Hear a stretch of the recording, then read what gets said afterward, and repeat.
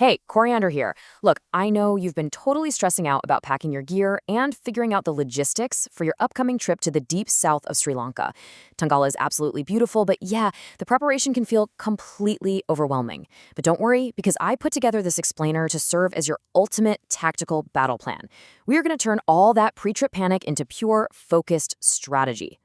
Because that's the core anxiety here, isn't it? When you head into a tropical environment, you're stepping right into unpredictable, harsh climates, really rugged off-road logistics, and serious gear management challenges. I mean, how do you even prepare for an environment that can literally change by the hour? One wrong packing choice can leave you stranded or with totally ruined equipment. You need a rock-solid system. So here is the battle plan. We're covering 5 actionable steps to get you completely prepped. Digital location scouting tactics, the 3-day fishing rule, modular travel rod systems, the essential humid climate kit, and finally, navigating local transport regulations. Let's get into it.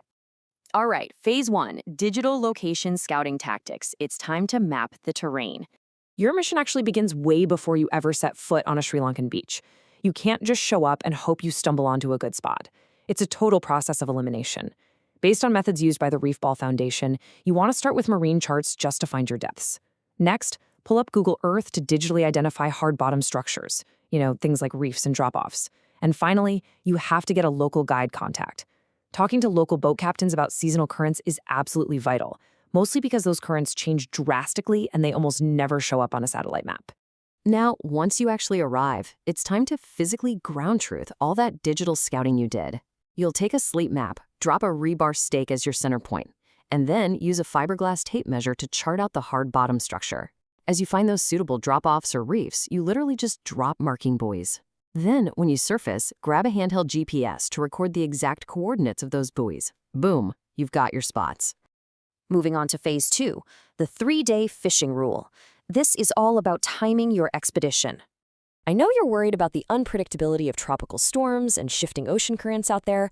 To understand why timing matters so much, we have to look at estuary environments, which is exactly where many of your target species are going to be hunting. Tides are the rise and fall of ocean waters, driven by the gravitational pull of the sun and moon, and they move kind of like a massive wave. As that wave pushes in and out, it creates these huge variations in salinity and water temperature. Because of those wild environmental swings, planning to fish a specific inlet for just one single day is a massive gamble. You've got to plan for a minimum 3-day window. Giving it 3 days guarantees you'll find the right tidal stability, gives you a buffer against sudden storm fronts, and ensures you hit the optimal salinity levels when the fish are actually feeding. So it's really not just about patience, it's basic mathematical probability.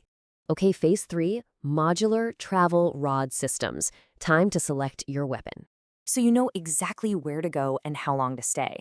But what rod do you actually stuff into your luggage? Well, you essentially have 2 choices, and they serve entirely different goals.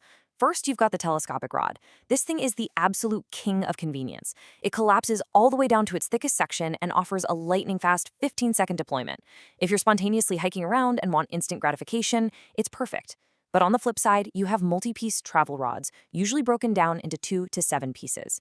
Yeah, they require a bit of assembly, but they use spigot ferrules to give you uncompromised sensitivity, precision, and a really seamless curve during a fight. There's this great quote from a top rod designer that sums it up perfectly.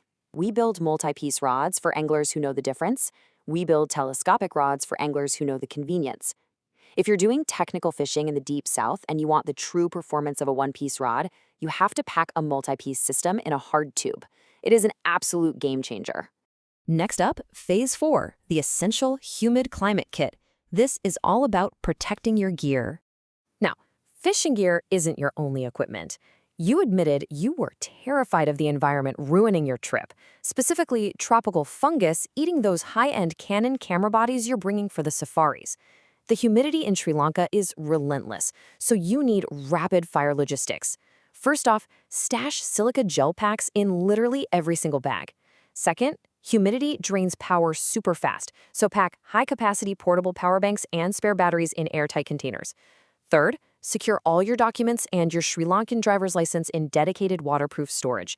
And don't forget to always pack high-energy snacks for those remote locations.